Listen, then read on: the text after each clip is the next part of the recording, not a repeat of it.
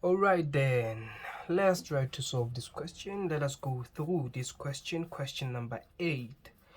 Now let's read the statement before we answer the question and see what the statement has for us. Now question number 8, it reads as follows. The graph of f of x is equals to negative x to the power of 3 plus 13x plus 12 is sketched below. A, B, and D are the x-intercepts of f, and we are only provided with the coordinates of D only, meaning for our x-intercepts we only know the coordinates of D. Therefore C is the y-intercept of f. Now look, this is what is happening on this problem. We are given the equation, we are also given the sketch of the very same equation. I reckon everything is simple if everything is given in that way. I mean, like, it's not like you're gonna have to draw the sketch, or it's not like you're gonna have to determine the equation. Now let us read 8.1 and see what does 8.1 has for us. Now 8.1, it says write down the coordinates of C. Write, I emphasize that, write, meaning do not calculate. This question is only worth 1 mark. Now you're gonna have to write down the coordinates of C. Remember, what is C? You are told that C, it is the y-intercept of f, meaning C, graph f passes through point C, whereby point C, it is on y-axis. So for a fact that point C, it lies on y-axis, that means C, it is the y-intercept of this graph. Okay, so now how are we going to write the coordinates of C? So remember, we are given the equation of the graph. The graph that we are dealing with here is a cubic function because it is made up of two turning points, more like an S shape. Now because we are dealing with a cubic function, let me teach you something. These are the basics that by now you should guys understand. Now with cubic function, this is a standard form of writing a cubic function. A cubic function is given by y is equals to ax cubed plus bx squared plus cx plus d. Now this is what I want you to take note of. There are 4 variables that are presented on this cubic function. We have a, b, c as well as d. But now a, b, and c are all attached to x variable except d. So for a fact that d, it is not attached to any x value, now d, it is called a constant number. Now this constant number for this cubic function represent the y-intercept. It represents the y-intercept of the graph. Same applies with parabola. Remember, in functions we have learned that y is equals to ax squared plus bx plus c. This is a quadratic function. C again also represent y-intercept. Same applies with linear function. Y is equals to mx plus c, whereby c also represent the y-intercept. So d represent the y-intercept. Now look, for this question, we are, like I said, we are given the graph. So the graph for this question is f of x is equals to negative x to the power of 3 plus 13x plus 12. So that means 12, it is the y-intercept. Remember, what did I say to you? A value which is not attached to x value, it is regarded to be the y-intercept of the graph. So for this cubic function, remember, okay, question number 8. Question 8. For 8.1, the coordinates of C, which is y-intercept, are given to be x is equals to 0 and then y is equals to positive 12, meaning x is 0 and y is positive 12. Now let us move on to the second question, which is 8.2. Now 8.2, it reads as follows. Calculate the coordinates of A and D. Calculate the coordinates of A and D. Remember, A and D are the what? Are the x-intercepts. But remember, there are 3 x-intercepts for this problem. We have intercept A, x-intercept D, and x-intercept B. But here we are asked to calculate the coordinates of A and B. Why? Because D, it has already been given, it has already been provided. Now the coordinates for D is negative 1 is to 0. Now to calculate the coordinates of A and B for 5 marks, we're gonna have to determine the factors, okay? Remember, this is a cubic function. Now let's write down the formula for the function. Now the formula for the function for 8.2 is f of x is equals to negative x to the power of 3 plus 13x plus 12.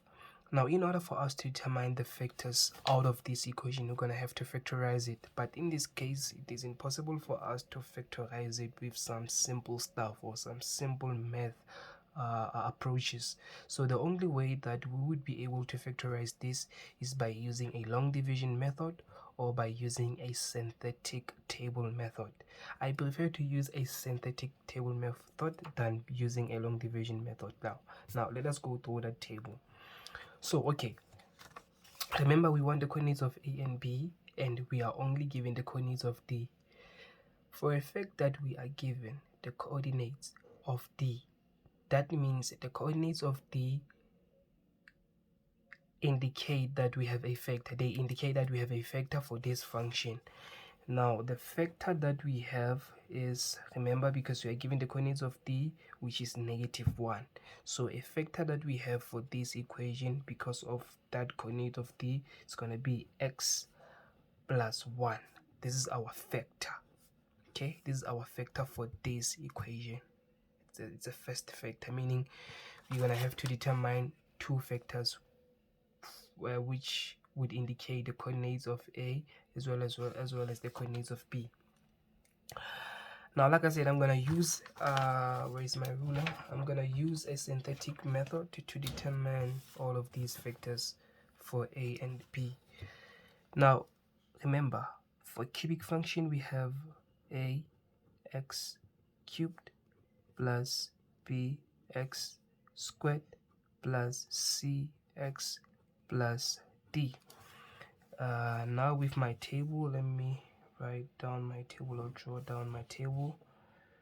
My table is supposed to have 3 rows, guys. Okay, you're supposed to have 3 rows on your table.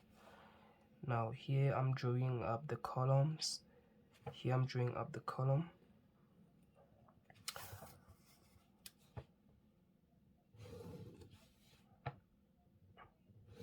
Okay, and here I'm drawing up the column.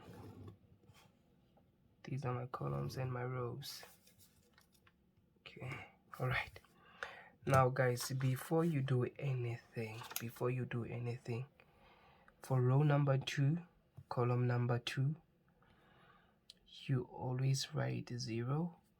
For last row, which is row number 3, and last column, which is column number 1, 2, 3, 4, 5, column number 5, here you also write 0.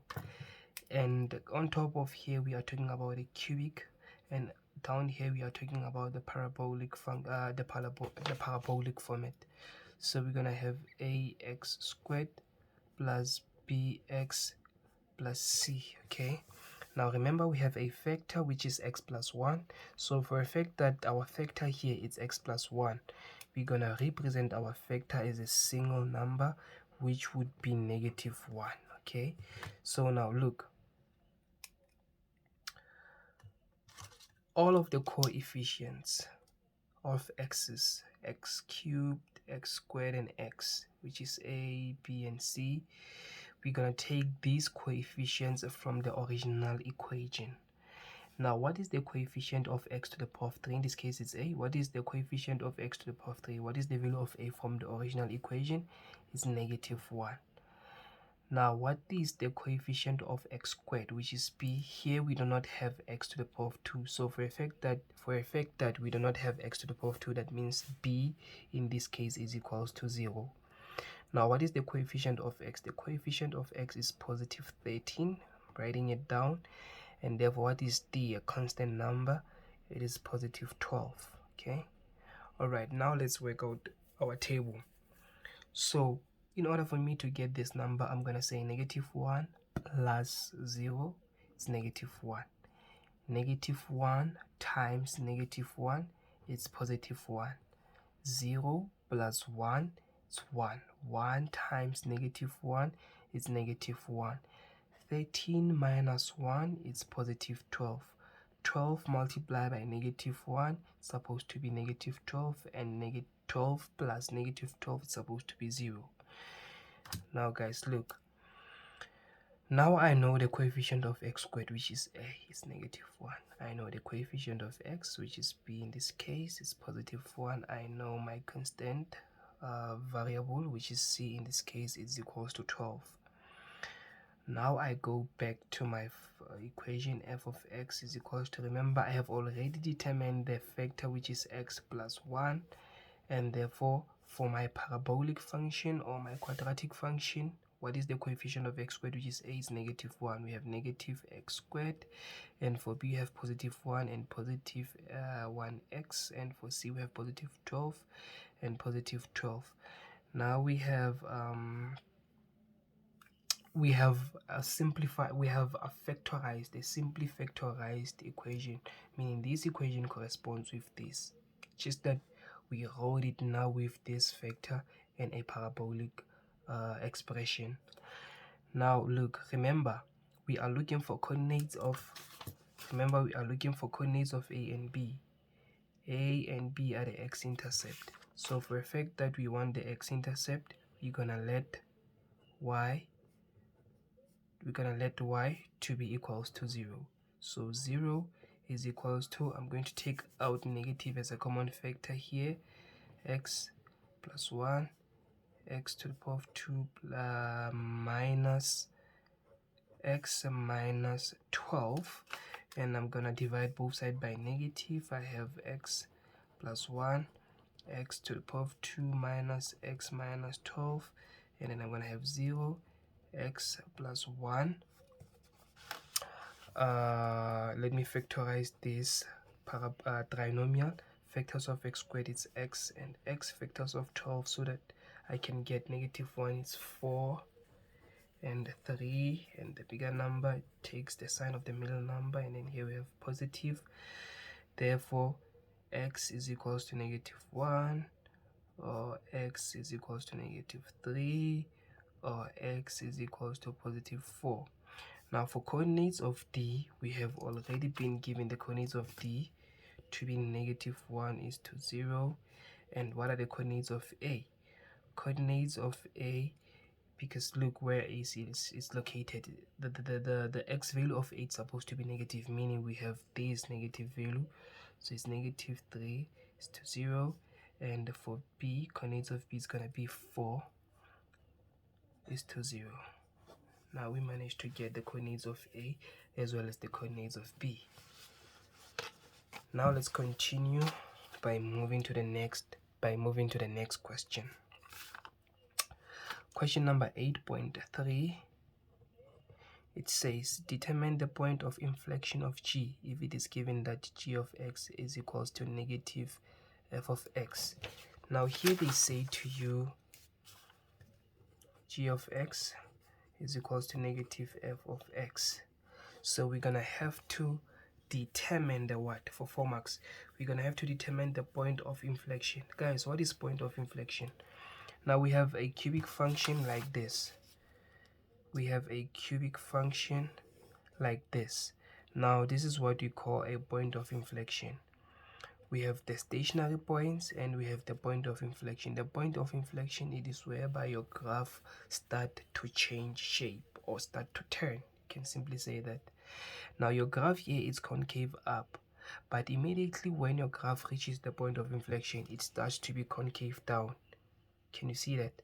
Or from this side, your graph is concave down, but immediately after the point of inflection, your graph starts to smile.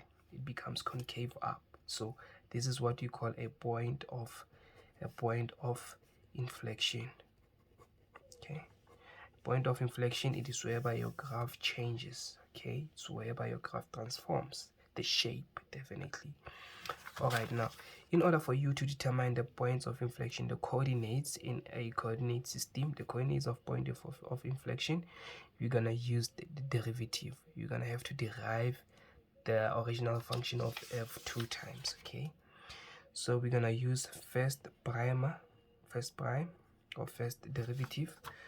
What is the first derivative? It's negative 3x 2 minus 1, 3 minus 1 to the power of 2, and we're gonna say 1 multiplied by 13, it's positive 13, and then 1 minus 1 is 0, anything to the power of 0 is 1, and the constant falls off.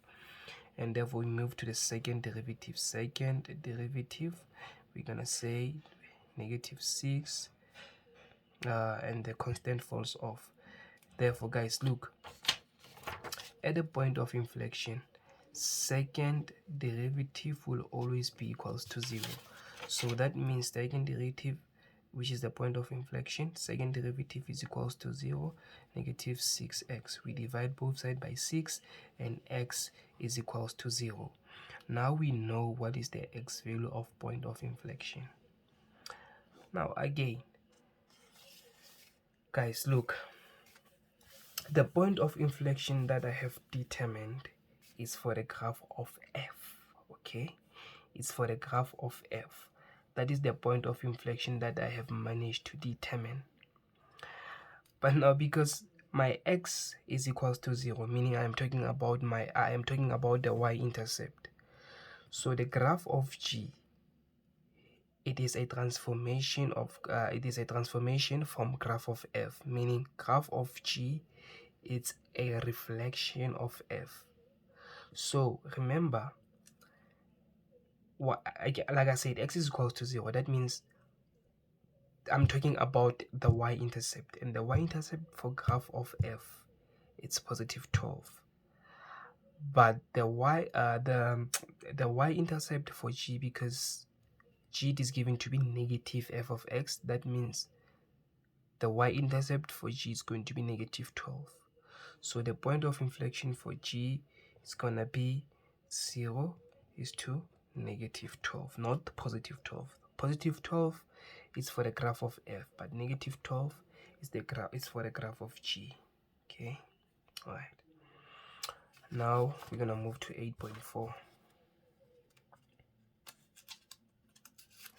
Okay, let's go to 8.4. 8.4, it says calculate the value or values of x for which the tangent to f is parallel to the line y is equals to negative 14x plus c. Guys, let me explain this. Again, let's say I have a cubic function. Now, any line that is going to touch my curve only at one point, I'm gonna call this line a tangent. Okay, so I can have multiple tangents that are drawn on this graph of f. Or I can have presentation of different tangents drawn on this graph of f. For example, let me draw only one tangent.